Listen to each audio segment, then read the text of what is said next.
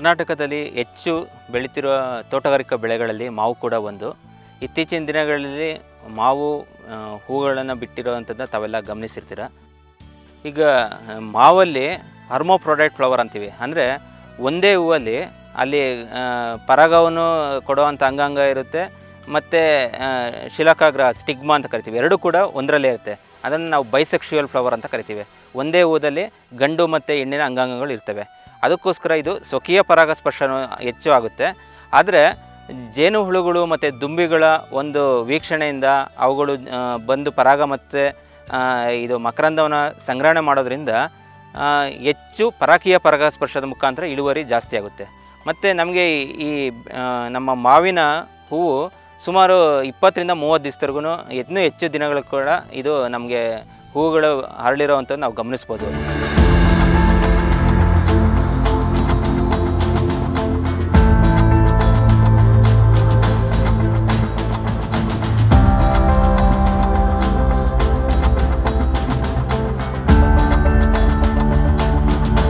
ಆದರೆ ಈ ಮಾವಿಗೆ ತಗುಲುವಂಥ ಈ ಬೂದಿ ರೋಗ ಆಗಿರ್ಬೋದು ಅಥವಾ ಜಿಗಿ ಹುಳ, ಲೀಫ್ ಹಾಪರ್ ಅಂತೀವಲ್ಲ, ಇವೆರಡರ ಕಾಟದಿಂದ ಈ ಹೂ ಬಿಡುವಂಥ ಸಂದರ್ಭದಲ್ಲಿ ರೈತರು ಈ ಫಂಗಿಸೈಡು ಮತ್ತು ಇದಕ್ಕೆ ಬೇಕಾಗುವಂಥ ಕೀಟನಾಶಕಗಳನ್ನ ಸಿಂಪಡಣೆ ಮಾಡ್ತಿರ್ತಾರೆ. ಈಗ ಬೂದಿ ರೋಗಕ್ಕೆ ಒಂದು ಫಂಗಿಸೈಡ್ನ ಉಪಯೋಗ ಮಾಡ್ತಾರೆ. ಹಾಗೆ ಈ ಜಿಗಿ ಹುಳ, ಲೀಫ್ ಹಾಪರ್ಗೋಸ್ಕರ ಇಮಿಡಾಕ್ಲೋಪ್ರಿಡ್ ಅನ್ನೋ ಒಂದು ಕೀಟನಾಶಕ ಕೂಡ ಸಿಂಪಡಣೆ ಮಾಡ್ತಾರೆ. ಇದರಿಂದ ಮಾವಿನ ಇಳುವರಿ ಮೇಲೆ ಅತಿ ಹೆಚ್ಚು ಪರಿಣಾಮ ಬೀಳುತ್ತೆ ಅನ್ನೋ ಒಂದು ದೃಷ್ಟಿಯಲ್ಲಿ ಅದನ್ನು ಸಂರಕ್ಷಣೆಗಾಗಿ ಈ ಕೀಟನಾಶಕಗಳನ್ನ ಉಪಯೋಗ ಮಾಡ್ತಿದ್ದಾರೆ. ಆದರೆ ಈ ಕೀಟನಾಶಕಗಳಿಂದ ಜೇನುಹುಳ ಮತ್ತು ಪರಾಗಸ್ಪರ್ಶಿ ಕೀಟಗಳಿಗೂ ಕೂಡ ಇದು ಹೆಚ್ಚು ಅಪಾಯವನ್ನು ತಂದೊಡ್ಡುತ್ತೆ. ಪರಾಗಸ್ಪರ್ಶಿ ಕೀಟಗಳು ಇಲ್ಲ ಅಂದರೆ ನಮಗೆ ಇಳುವರಿ ಹೆಚ್ಚಿಗೆ ಆಗೋದಿಲ್ಲ. ಜೇನುಹುಳ ಮತ್ತು ಅದೇ ಥರ ಇರುವಂಥ ದುಂಬಿಗಳು, ಇವುಗಳ ಪಾತ್ರದಿಂದ ಅವು ಬೆಳೆಗಳನ್ನು, ಅದರ ಇಳುವರಿಯನ್ನು ಕೂಡ ಹೆಚ್ಚಿಗೆ ಮಾಡುತ್ತೆ. ಹೂಗಳ ಬಿಡುವಂಥ ಸಂದರ್ಭದಲ್ಲಿ ಹೂಗಳನ್ನ ಭೇಟಿ ಮಾಡ್ತವೆ, ಅದರಲ್ಲಿ ಇರುವಂಥ ಪರಾಗವನ್ನು ತಗೊಳ್ತವೆ, ಮಕರಂದವನ್ನು ತಗೊಳ್ತವೆ. ಹೀಗೆ ಅದು ಜೇನು ಕುಟುಂಬಕ್ಕೆ ಬೇಕಾಗುವಂಥ ಆಹಾರವನ್ನು ಈ ಮಾವಿನ ಬೆಳೆಗಳು ಕೊಡ್ತಾ ಇರ್ತವೆ. ಆದರೆ ನಾವು ಯಾವಾಗ ಕೀಟನಾಶಕಗಳನ್ನ ಹೆಚ್ಚು ಸಿಂಪಡಣೆ ಮಾಡ್ತೀವೋ ಆವಾಗ ಎಲ್ಲ ಪರಾಗಸ್ಪರ್ಶಿಗಳು ಕೀಟಗಳು ಕೂಡ ನಮ್ಮ ಕೀಟ ಪೀಡೆಗಳ ಜೊತೆಗೆ ಇದು ಕೂಡ ನಾಶ ಆಗ್ತಿದೆ. ಅದಕ್ಕೋಸ್ಕರ ರೈತರು ಕೆಲವು ಮಾರ್ಗಗಳನ್ನ ಅನುಸರಿಸೋದ್ರ ಮುಖಾಂತರ ಈ ಕೀಟ ಪೀಡೆಗಳನ್ನ ಓಡಿಸ್ಬೋದು. ಅದ್ರ ಜೊತೆಗೆ ನಾವು ಪರಾಗಸ್ಪರ್ಶಿ ಕೀಟಗಳನ್ನ ಸಂರಕ್ಷಣೆ ಮಾಡ್ಬೋದು. ಉದಾಹರಣೆಗೆ ನಾವು ಈಗ ಕೀಟ ಸಂರಕ್ಷಣೆ ಮಾಡಲೇಬೇಕಾದಂಥ ಸಂದರ್ಭದಲ್ಲಿ ಮಾತ್ರ ಸಿಂಪಡಣೆಗೆ ನಾವು ಒತ್ತು ಕೊಡಬೇಕಾಗುತ್ತೆ. ಇತ್ತೀಚಿನ ದಿನಗಳಲ್ಲಿ ಬಹಳ ಒಂದು ಒಳ್ಳೆಯ ಸಂಗತಿ ಏನಂದರೆ ನೈಸರ್ಗಿಕ ಕೃಷಿ, ಸಾವಯವ ಕೃಷಿ ಪದ್ಧತಿಯನ್ನು ರೈತರು ಅಳವಡಿಸ್ಕೊತಾ ಇದ್ದಾರೆ.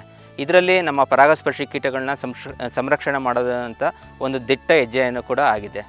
ಆದರೆ ಇದು ಹೆಚ್ಚು ಕೀಟನಾಶಕಗಳನ್ನ ಸಿಂಪಡಣೆ ಕೂಡ ಕೆಲವು ಭಾಗಗಳಲ್ಲಿ ಮಾಡ್ತಿದ್ದಾರೆ. ಅದಕ್ಕೋಸ್ಕರ ನಾವು ಸಿಂಪಡಣೆ ಮಾಡಬೇಕಾದ್ರೆ ನಮ್ಮ ಕೃಷಿ ವಿಶ್ವವಿದ್ಯಾಲಯಗಳು, ಕೃಷಿ ಇಲಾಖೆ, ತೋಟಗಾರಿಕಾ ಇಲಾಖೆಗಳಲ್ಲಿ ಅಲ್ಲಿನ ಅಧಿಕಾರಿಗಳು, ವಿಜ್ಞಾನಿಗಳು ಹೇಳೋ ಹಾಗೆ ಒಂದು ನಿಗದಿತ ಪ್ರಮಾಣದಲ್ಲಿ ನಾವು ಕೀಟನಾಶಕಗಳನ್ನ ನಾವು ಉಪಯೋಗ ಮಾಡಬೇಕಾಗತ್ತೆ. ಒಂದೇ ಒಂದು ಕೀಟನಾಶಕ ಇದರ ಹಾವಳಿ ಪರಾಗಸ್ಪರ್ಶ ಕೀಟಗಳ ಮೇಲೆ ಕಡಿಮೆ ಹಾವಳಿ ಮಾಡುತ್ತೆ. ಆ ಒಂದು ಕೀಟನಾಶಕ ಅಂದರೆ ಪಾಸ್ಲೋನ್ 35 EC ಅಂತ ಹೇಳ್ಬಿಟ್ಟು 2 ಮಿಲಿ 1 ಲೀಟರ್ನಲ್ಲಿ ಹಾಕ್ಬಿಟ್ಟು ಹೂವಿನ ಹಂತದಲ್ಲಿ ನೀವು ಸಿಂಪಡಣೆಯನ್ನು ಮಾಡ್ಬೋದು. 1 ಬಾರಿ ಅಥವಾ 2 ಬಾರಿ ಸಿಂಪಡಣೆಯನ್ನು ಮಾಡ್ಬೋದು. ಇದನ್ನು ಬಿಟ್ಟರೆ ಅಜಾಡಿರೆಕ್ಟಿನ್ 10,000 ppm ಅಂತ ಬರ್ತದೆ, ಅದನ್ನು 1 ಮಿಲಿ 1 ಲೀಟರ್ನಲ್ಲಿ ಹಾಕಿಬಿಟ್ಟು ಸಿಂಪಡಣೆಯನ್ನು ಮಾಡೋದ್ರಿಂದ ನಾವು ಹೂವಿನ ಹಂತದಲ್ಲಿ ಬರ್ತಕ್ಕಂಥ ಈ ಒಂದು ಹಾವಳಿಯನ್ನು, ಅಂದರೆ ಜಿಗಿಹುಳುಗಳ ಹಾವಳಿಯನ್ನು ಕಡಿಮೆ ಮಾಡ್ಬೋದು. ಮತ್ತು ಎರಡನೇದಾಗಿ ನಾವು ಸಾಧ್ಯ ಆದಷ್ಟು ಈ ಕೀಟನಾಶಕಗಳ ಸಿಂಪಡಣೆಯನ್ನು ನಾವು ಸಾಯಂಕಾಲದ ಹೊತ್ತು ಮಾಡಬೇಕಾಗುತ್ತೆ. ಸಂಜೆ ಮಾಡೋದ್ರಿಂದ ಏನಾಗುತ್ತೆ ಅಂದರೆ ನಮ್ಮ ಈ ಪರಾಗಸ್ಪರ್ಶಿ ಕೀಟಗಳ ಒಂದು ಚಟುವಟಿಕೆಗಳು, ಅವು ಕ್ರಿಯೆಗಳು ಕೂಡ ಆ ಸಂದರ್ಭದಲ್ಲಿ ತುಂಬ ತೀರಾ ಕಡಿಮೆ ಇರುತ್ತೆ. ಆವಾಗ ನಾವು ಸಿಂಪಡಣೆ ಮಾಡೋದ್ರಿಂದ ನಾವು ಈ ನಮ್ಮ ಜೇನುಹುಳುಗಳನ್ನ ನಾವು ಸಂರಕ್ಷಣೆ ಮಾಡ್ಬೋದು. ಮತ್ತು ಮೂರನೇದಾಗಿ ನಾವು ಯಾವತ್ತು ನಾವು ಸಾಯಂಕಾಲದ ಹೊತ್ತು ನಾವು ಸಿಂಪಡಣೆ ಮಾಡಿರ್ತೀವೋ ಆ ಮರುದಿನ ನಾವು ಪೆಟ್ಟಿಗೆಯನ್ನು ಇಟ್ಕೊಂಡಿದ್ರೆ, ಉದಾಹರಣೆಗೆ ಜೇನು ಪೆಟ್ಟಿಗೆ ಇಟ್ಕೊಂಡಿರ್ತಾರೆ ಕೆಲವು ರೈತರು, ಇದು ಪರಾಗಸ್ಪರ್ಶಕ್ಕಾಗಿ ಜೇನುತುಪ್ಪಕ್ಕಾಗಿ ಇಟ್ಕೊಂಡಿರ್ತಾರೆ.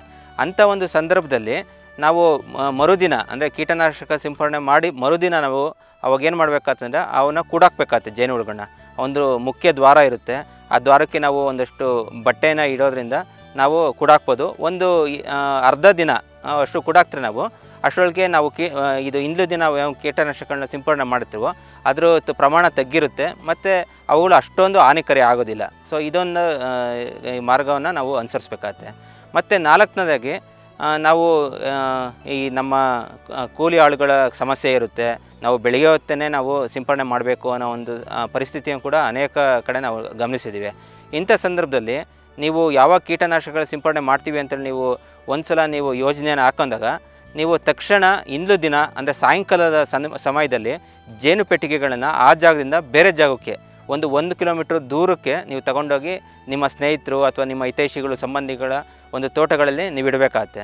ನೀವು ಸಿಂಪಡಣೆ ಮಾಡಿ 3 ದಿನಗಳ ನಂತರ ಮತ್ತೆ ಸಾಯಂಕಾಲದ ಹೊತ್ತು ನೀವು ಅದೇ ಜಾಗಕ್ಕೆ ನೀವು ಪೆಟ್ಟಿಗೆಗಳನ್ನ ಜೇನುಗೂಡುಗಳನ್ನ ತಂದು ಇಡೋದ್ರ ಮುಖಾಂತರ ನಾವು ಜೇನು ಕುಟುಂಬಗಳನ್ನ ಸಂರಕ್ಷಣೆ ಮಾಡ್ಬೋದು. ಮತ್ತು ಈ ಥರ ನಾವು ಸಂರಕ್ಷಣೆ ಮಾಡೋದ್ರಿಂದ ನಮಗೆ ಮಾವಲ್ಲಿ ವಿಶೇಷವಾಗಿ ನಮ್ಮ ಬೆಳೆಗಳ ಇಳುವರಿ ಕೂಡ ಸುಮಾರು 50% ಹೆಚ್ಚಿಗೆ ಆಗುವಂಥದ್ದು ಕೂಡ ನಾವು ವೈಜ್ಞಾನಿಕ ಮುಖಾಂತರ ದಾಖಲೆ ಮಾಡಿದ್ದೀವಿ. ಉದಾಹರಣೆಗೆ ನಾವು ತುಡುವೆ ಜೇನು ಸಾಕಾಣಿಕೆ ಮಾಡ್ತೀವಿ, ಅದರಿಂದ ಕೂಡ ಮಾವಿನ ಇಳುವರಿ ಜಾಸ್ತಿ ಆಗುತ್ತೆ. ಮತ್ತು ಇನ್ನೊಂದು ನಸ್ರಿ ಜೇನು ಅಥವಾ ಮಿಸ್ರಿ ಜೇನು ಅಂತ ಕರೀತಾರೆ, ರಾಳೆ ಜೇನು ಅಂತ ಕರೀತಾರೆ. ಈ ಥರ ಒಂದು ಸಣ್ಣ ಜೇನು ಬರುತ್ತೆ, ಅದನ್ನು ಸಾಕಾಣಿಕೆ ಮಾಡೋದ್ರಿಂದ ಕೂಡ ಮಾವಿನ ಇಳುವರಿ ಕೂಡ ಹೆಚ್ಚಿಗೆ ಆಗುತ್ತೆ. ಇದ್ರ ಜೊತೆಗೆ ಪರಿಸರದಲ್ಲಿರೋವಂಥ ಕಡ್ಡಿ ಜೇನಾಗಿರ್ಬೋದು ಅಥವಾ ಹೆಜ್ಜೇನಾಗಿರ್ಬೋದು, ಬೇರೆ ಬೇರೆ ದುಂಬಿಗಳಿದ್ದಾವೆ. ಇವೆಲ್ಲವುಗಳ ಒಂದು ಚಟುವಟಿಕೆಗಳಿಂದ ಮಾವಿನಲ್ಲಿ ಇಳುವರಿ ಇವತ್ತು ಹೆಚ್ಚಿಗೆ ಆಗ್ತಿದೆ. ಇವತ್ತು ರೈತರ ಇವತ್ತೇನು ಮಾಡಬೇಕಂದ್ರೆ ನಮ್ಮ ಮಾವು ಬೆಳೆ ಇಳುವರಿಗೆ ನಮಗೆ ಪೂರಕವಾಗಿ ಕೆಲಸ ಮಾಡ್ತಿರೋವಂಥ ಈ ಪರಿಸರ ಸ್ನೇಹಿ ಆಗಿದಂಥ ಜೇನು ದುಂಬಿಗಳನ್ನು ನಾವು ಸಂರಕ್ಷಣೆ ಮಾಡೋದು ಇವತ್ತು ತ್ವರಿತವಾಗಿ ಮಾಡಬೇಕಾಗತ್ತೆ. ಅದಕ್ಕಾಗಿ ಎಲ್ಲರೂ ಕೂಡ ಪಣ ತೊಟ್ಟು ಈ ಸಂರಕ್ಷಣೆಯನ್ನು ಮಾಡೋದ್ರ ಮುಖಾಂತರ ತಮ್ಮ ಇಳುವರಿಯನ್ನು ಕೂಡ ಹೆಚ್ಚಿಸ್ಕೋಬೇಕು ಅಂತೇಳಿ ಈ ಮುಖಾಂತರ ಕೇಳ್ಕೊತಾ ಇದ್ದೀವಿ.